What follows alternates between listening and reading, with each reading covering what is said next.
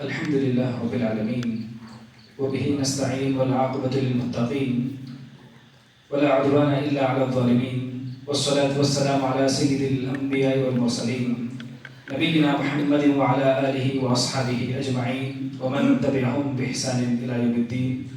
أما بعد، رب اشرح لي صدري ويسر لي أمري واحلل عقدة من لساني يفقهوا قولي. سبحانك لا علم لنا إلا ما علمتنا إنك أنت العليم الحكيم. تمام تر تعریفیں، ہر طرح کے حمد و ثنا، کبریائی، بڑائی، بزرگی اس اکیلے اللہ وحدہ لا شریک کے لیے لائق و زیبا ہے، جو مالک ارض و سما ہے، خالق کل ہے، مالک الملک ہے، مختار کل ہے. محترم بھائیوں، درس شروع کرنے سے پہلے ایک بات بتا دیتا ہوں. جیسا پچھلے ہفتہ درس ہوا تھا تو درس کے آخر میں سوالات پوچھے گئے تھے. انشاءاللہ آج کے درس میں بھی سوالات پوچھے جائیں گے. درس کے آخر میں جو بھی صحیح جواب دیں گے انشاءاللہ ان کے لیے ایک چھوٹا سا انعام دیا جائے گا. محترم بھائیوں، جیسا کہ آپ کو معلوم ہے، آج کے ہمارے درس کا جو عنوان ہے وہ ہے عشرہ مبشرہ میں سے عشرہ مبشرہ کے دوسرے عظیم صحابی امیر المؤمنین عمر بن خطاب رضی اللہ عنہ. پچھلے دو درسوں سے ہم حضرت عمر بن خطاب رضی اللہ عنہ کے حالات زندگی سنتے ہوئے آ رہے ہیں. عمر بن خطاب رضی اللہ عنہ کے حوالے سے یہ ہمارا تیسرا درس ہے، اور آج کے اس درس میں ہم سنیں گے حضرت عمر بن خطاب رضی اللہ عنہ اس امت کے الہامی شخصیت ہیں. محترم بھائیوں، حضرت عمر بن خطاب رضی اللہ عنہ کی بے شمار خصوصیات ہیں. انہی خصوصیات میں سے ایک بہت بڑی خصوصیت یہ ہے کہ حضرت عمر بن خطاب رضی اللہ عنہ اس امت کے الہامی شخص ہیں.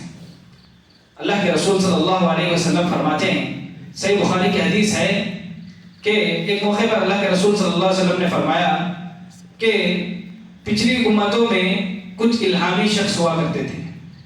پچھلی امتوں میں کچھ الہامی شخص ہوا کرتے تھے.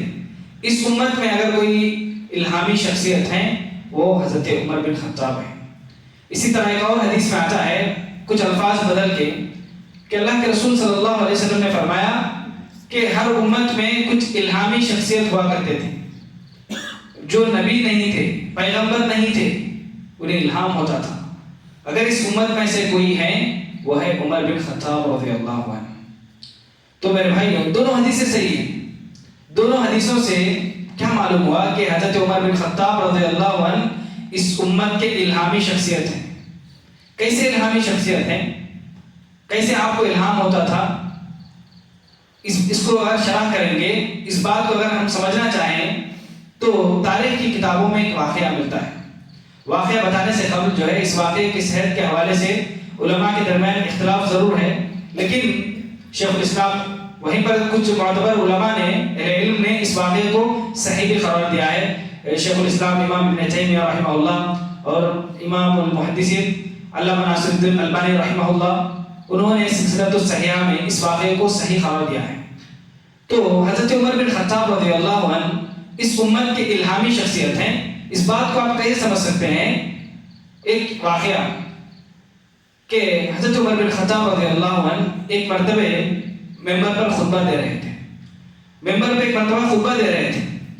حضرت عمر رضی اللہ عنہ نے شام کے علاقے میں، خطبہ ادھر مدینے میں ہو رہا ہے اور شام کے علاقے میں جنگ کرنے کے لیے ایک فوج بھیجی ہوئی ہے.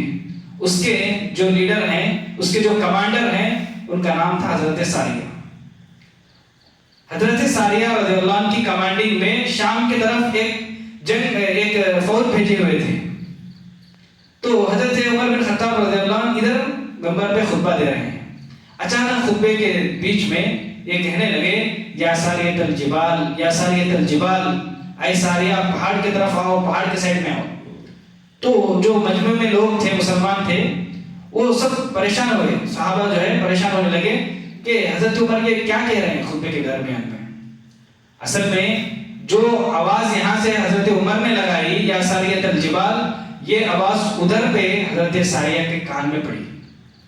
جو ہی یہ آواز ان کے کان میں پڑی تو حضرت ساریہ نے اپنی فوج کو لے کر پہاڑ کی سائڈ میں آ گئے. اصل ہو رہا تھا کیا وہاں پہ کہ وہ جو جنگ ہو رہی تھی ادھر پہ دشمن جو ہے غالب آ رہے تھے، یعنی وہ جیتنے والے تھے، ادھر مسلمان شکست کھا رہے تھے، ہارنے والے تھے. تو جو ہی ادھر سے حضرت عمر نے آواز لگائی یا ساریہ الجبال کی، تو اس آواز کو سن کر جو ہے حضرت ساریہ نے اپنی فوج کو لے کر پہاڑ کی سائڈ میں آ گئے. سبحان اللہ، دیکھیے جو جنگ ہارنے والے تھے لڑائی کا نقشہ ہی بدل گیا. جو جنگ ہارنے والے تھے وہ جنگ سبحان اللہ جیت گئے. تو بڑا ہی غیر معمولی واقعہ ہے. تو اہل علم سلف کی کتابوں میں اس واقعے کو حضرت عمر رضی اللہ عنہ کی کرامتوں کے طور پر بیان کرتے ہیں. تو میرے بھائیوں، حضرت عمر رضی اللہ عنہ الہامی شخصیت ہیں، اس بات کو آپ اس واقعے سے سمجھ سکتے ہیں. اسی طرح میرے بھائیوں، حضرت عمر بن خطاب رضی اللہ عنہ کی دور اندیشی، ان کی فراست، ان کے الہامی شخصیت ہونے کا تقاضا تھا کہ کئی بار حضرت عمر اپنی زبان سے ایک بات کہتے، اپنی زبان سے ایک مشورہ دیتے، ادھر سے اس مشورے کی تائید ہوتی، ادھر سے آسمان سے اس مشورے کے حوالے سے وحی نازل ہوتی. کئی ایک ایسے موقع حضرت عمر بن خطاب رضی اللہ عنہ کے بیٹے عبداللہ بن عمر وہ کہا کرتے کہ میرے والد یعنی حضرت عمر بن خطاب رضی اللہ عنہ نے جب بھی یہ بات کہی کہ یہ کام شاید ایسا ہوگا تو میں نے دیکھا وہ کام ویسے ہی ہوا. تو میرے بھائیوں، کئی ایسے موقع ہیں جہاں پر حضرت عمر نے ایک مشورہ کہا، اسی مشورے کے حوالے آسمان سے اسی بات کی وحی نازل ہوئی. انہی میں سے ایک موقع ہے کہ ایک مرتبہ حضرت عمر بن خطاب رضی اللہ عنہ نے اللہ کے نبی صلی اللہ علیہ وسلم سے کہا کہ اللہ کے رسول صلی اللہ علیہ وسلم، یہ خانہ کعبہ میں جو مقام ابراہیم ہے، کیا ہی اچھا ہوگا کہ اس مقام ابراہیم کو ہم مصلی بنا لیں. ادھر سے حضرت عمر نے وہ کہا، ادھر سے آسمان سے وحی آ گئی، وَاتَّخِذُوا مِن مَقَامِ إِبْرَاهِيمَ مُصَلًّى، کہ مقام ابراہیم کو مصلی بنا لو. سبحان اللہ. اور اسی طرح ایک اور موقع، ایک اور ایسا ہی موقع کہ جہاں پر حضرت عمر رضی اللہ عنہ نے ایک بات کہی، اسی سلسلے میں وحی آسمان سے نازل ہو گئی. کہ حضرت عمر نے ایک مرتبہ اللہ کے رسول صلی اللہ علیہ وسلم سے کہا کہ اللہ کے رسول صلی اللہ علیہ وسلم، آپ کے پاس اچھے لوگ بھی آتے ہیں، برے لوگ بھی آتے ہیں. برے لوگ سے مراد منافقین، مشرکین.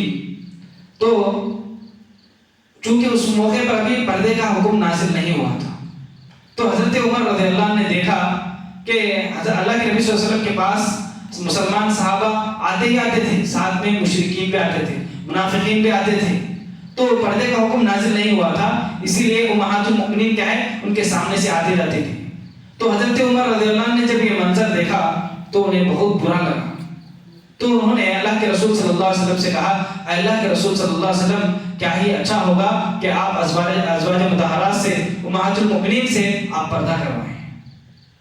تو جو ہی حضرت عمر رضی اللہ عنہ نے بات کہی، ادھر سے حضرت جبرائیل نے وحی لے کر آئی کہ وَإِذَا سَأَلْتُمُوهُمْ مَتَاعًا فَاسْأَلُوهُنَّ مِنْ وَرَاءِ حِجَابٍ، کہ جب بھی ازواج مطہرات سے، امہات المؤمنین سے کوئی چیز مانگنا ہو، کوئی چیز پوچھنا ہو تو پردے کے پیچھے سے پوچھنا.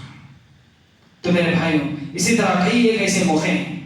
اسی طرح جنگ بدر کے موقع پر 70 کافر قید ہو گئے. یہ ایسا موقع تھا، یہ پہلی مرتبہ جہاں پر جو ہے مسلمانوں کے ہاتھ میں کافر قید ہو کے آئے تھے.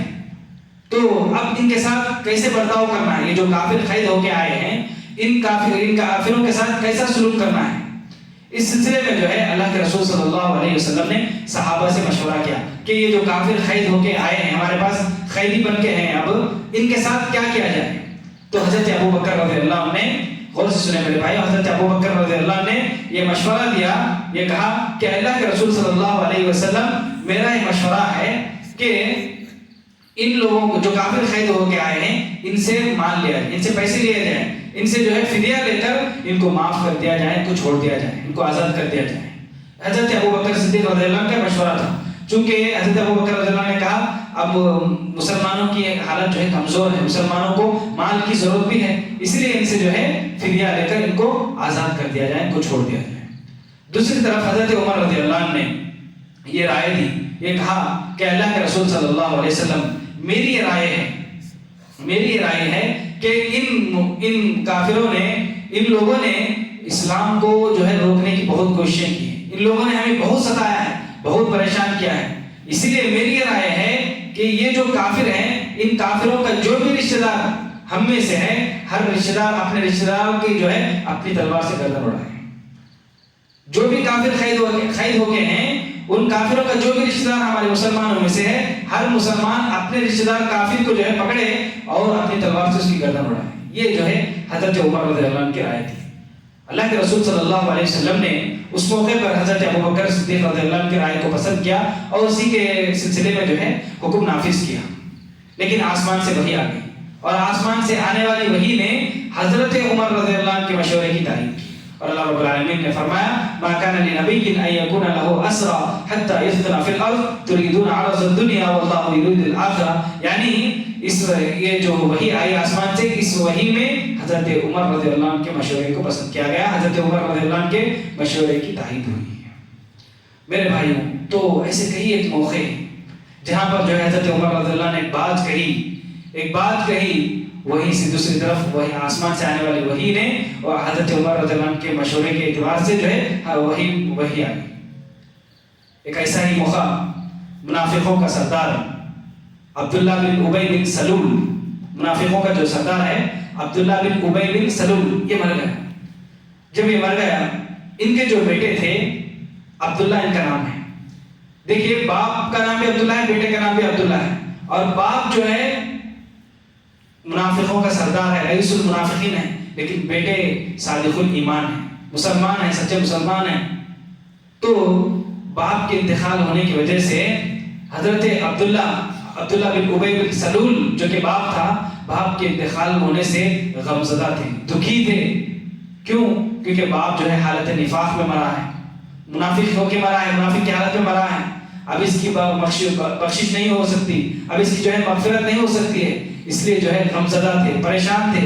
اسی غمزدہ کی حالت میں جو ہے اللہ کے رسول صلی اللہ علیہ وسلم کی خدمت میں حاضر ہوئے اور حاضر ہو کر کہا اے اللہ کے رسول صلی اللہ علیہ وسلم میری آپ سے ایک درخواست ہے کہ آپ جو ہے اپنی خمیص دیجیے تاکہ میں اس خمیص کو اپنے باپ کو پہنا سکوں. چونکہ اللہ کے رسول صلی اللہ علیہ وسلم لوگوں کا دکھ درد سمجھتے تھے.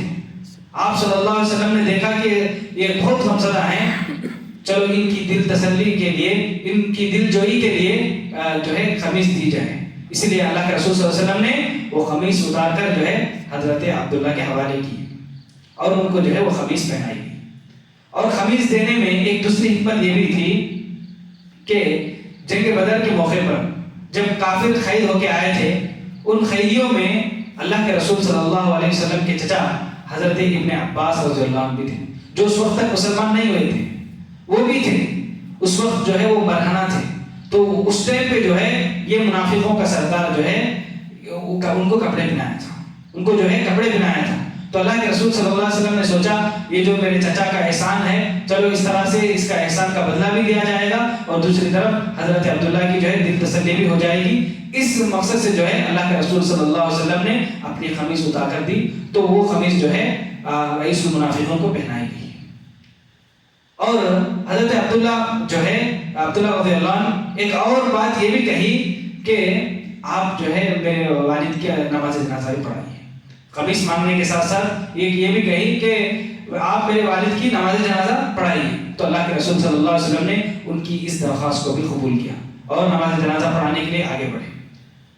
دیکھیے ایک طرف منافقوں کا سردار اور اللہ کے رسول صلی اللہ علیہ وسلم نماز جنازہ پڑھانے کے لیے آگے بڑھے. تو حضرت عمر رضی اللہ عنہ پیچھے چلنے لگے اور کہے کہ اللہ کے رسول صلی اللہ علیہ وسلم یہ منافقوں کا سردار ہے، آپ اس کی نماز جنازہ مت پڑھیے. آپ نے اس نے جو ہے آپ کے ساتھ یہ کام کیا، یہ شرارتیں کی، یہ خباثتیں جو ہے اس نے کی. اس طرح سے جو ہے اس کی برائیوں کو گنانے لگی. اللہ کے رسول صلی اللہ علیہ وسلم نے کہا اللہ کے رسول صلی اللہ علیہ وسلم رحیم تھے، ہمیشہ جو ہے رحمت کا پہلو غالب رہتا تھا. تو حضرت اللہ کے رسول صلی اللہ علیہ وسلم نے فرمایا دیکھو اے عمر اللہ نے مجھے مشرکین کے سلسلے میں جو ہے اختیار دیا ہے. استغفر لهم او لا تستغفر لهم ان تستغفر لهم 70 مرة فلا يغفر الله لهم. اے نبی آپ ان کے لیے بخشش مانگیے یا نہ مانگیے، اگر آپ ان کے لیے 70 مرتبہ بھی بخشش مانگیں گے تب بھی اللہ نے ہرگز معاف نہیں کرے گا.